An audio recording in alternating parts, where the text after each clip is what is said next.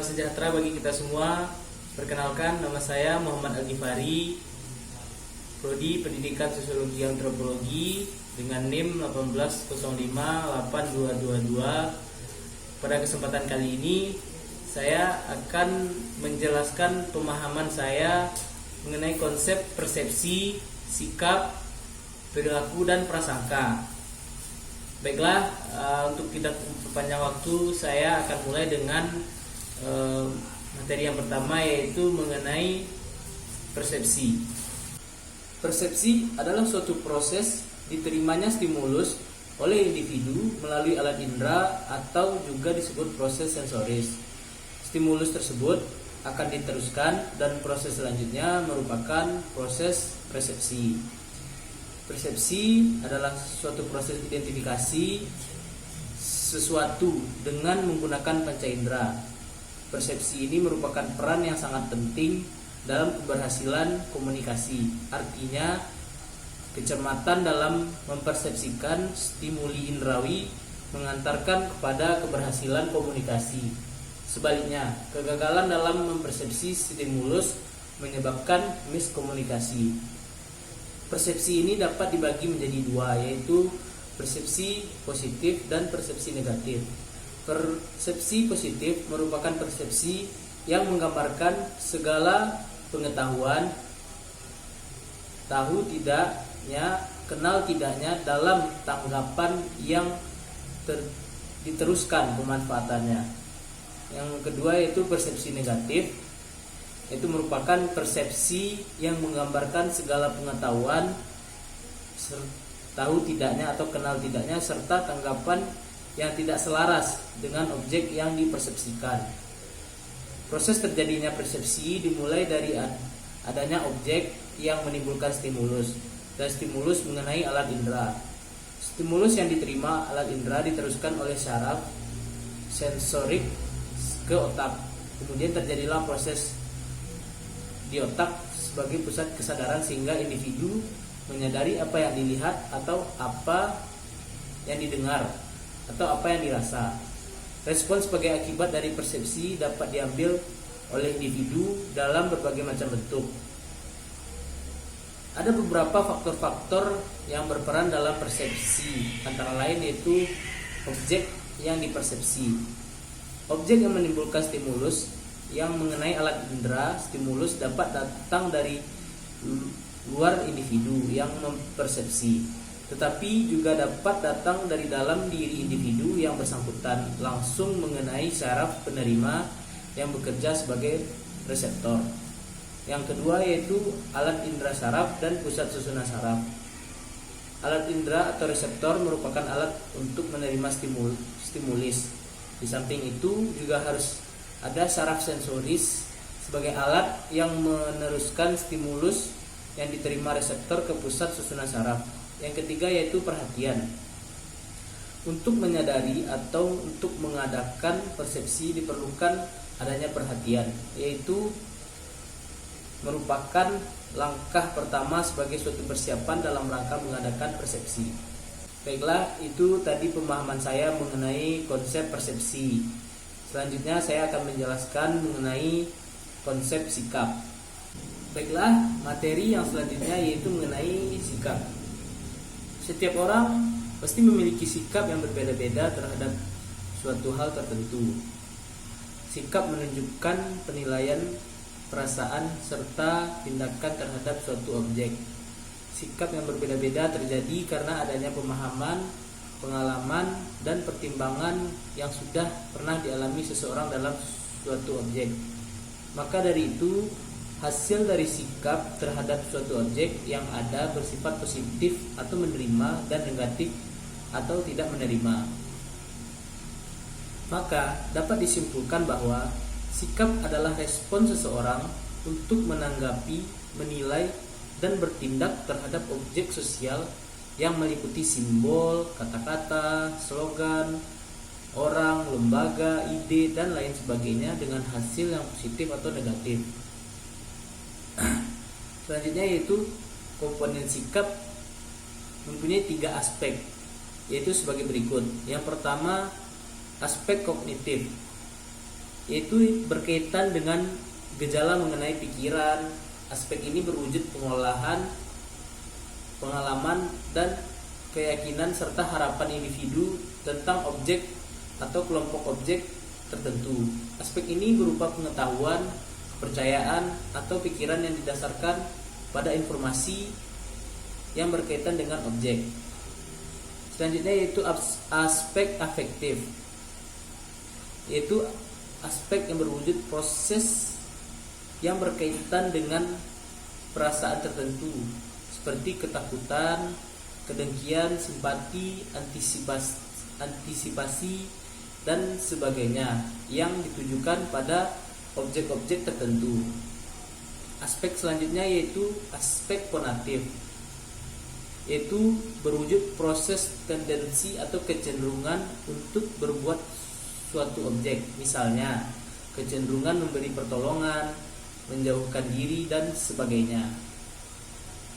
Sikap ini dapat terbentuk atau berubah melalui 4 macam hal, yaitu sebagai berikut. Yang pertama, adopsi. Adopsi adalah kejadian-kejadian dan peristiwa-peristiwa yang terjadi berulang-ulang dan terus-menerus, lama-kelamaan secara bertahap diserap ke dalam diri individu dan mempengaruhi terbentuknya sikap. Yang selanjutnya yaitu diferensiasi, yaitu dengan berkembangnya intelijensi, bertambahnya pengalaman sejalan dengan bertambahnya usia. Maka ada hal-hal yang tadinya dianggap sejenis, sekarang dipandang tersendiri lepas dari jenisnya. Dari objek tersebut, sikap dapat terbentuk dengan sendirinya. Selanjutnya yaitu integrasi. Integrasi adalah pembentukan sikap yang terjadi secara bertahap, dimulai dengan berbagai pengalaman yang berhubungan dengan satu hal yang akhirnya terbentuk sikap mengenai hal tersebut. Selanjutnya yaitu trauma. Trauma adalah pengalaman yang tiba-tiba mengejutkan yang meninggalkan kesan mendalam pada jiwa orang yang bersangkutan. Pengalaman-pengalaman yang traumatis juga dapat menyebabkan terbentuknya sikap. Nah, itu tadi pemahaman saya mengenai konsep sikap. Baiklah, materi yang selanjutnya yang akan saya jelaskan yaitu mengenai konsep perilaku. Perilaku merupakan respon atau reaksi seseorang terhadap stimulus, rangsangan dari luar. Pengertian ini dikenal dengan teori SOR atau stimulus organisme respon. Respon dibedakan menjadi 2, yaitu responden atau reflektif. Adalah respon yang dihasilkan oleh rangsangan tertentu. Biasanya respon yang dihasilkan bersifat relatif, tetap disebut juga eliciting stimuli. Perilaku emosional yang menetap misalnya orang yang akan tertawa apabila mendengar kabar gembira atau lucu, sedih jika mendengar musibah, kehilangan dan gagal, serta minum jika terasa haus. Yang kedua yaitu operan respon. Respon operan atau instrumental respon yang timbul dan berkembang diikuti oleh stimulus atau rangsangan lain berupa penguatan. Perangsang perilakunya disebut reinforcing stimuli yang berfungsi memperkuat respon. Misalnya petugas kesehatan melakukan tugasnya dengan baik dikarenakan gaji yang diterima cukup. Kerjanya yang baik menjadi stimulus untuk memperoleh promosi jabatan. Ada beberapa jenis-jenis perilaku individu, yaitu yang pertama perilaku sadar, perilaku yang melalui kerja otak dan pusat susunan saraf. Selanjutnya yaitu perilaku tak sadar atau perilaku yang spontan atau instinktif. Selanjutnya yaitu perilaku tampak dan tidak tampak. Selanjutnya perilaku sederhana dan kompleks. Selanjutnya perilaku kognitif, afektif, konatif, dan psikomotor. Jika dilihat dari bentuk respon terhadap stimulus, maka perilaku dapat dibedakan menjadi 2, yaitu bentuk pasif atau perilaku tertutup atau covert behavior yaitu respon terhadap seseorang terhadap stimulus dalam bentuk terselubung atau tertutup. Respon atau reaksi terhadap stimulus ini terbatas pada perhatian, persepsi, pengetahuan atau kesadaran dan sikap yang terjadi pada seseorang yang menerima stimulus tersebut dan belum dapat diamati secara jelas oleh orang lain. Yang selanjutnya itu perilaku terbuka atau overt behavior. Respon terhadap stimulus tersebut sudah jelas dalam bentuk tindakan atau praktik yang dengan mudah dapat diamati atau dilihat oleh orang lain. Nah, itu tadi pemahaman saya mengenai konsep perilaku.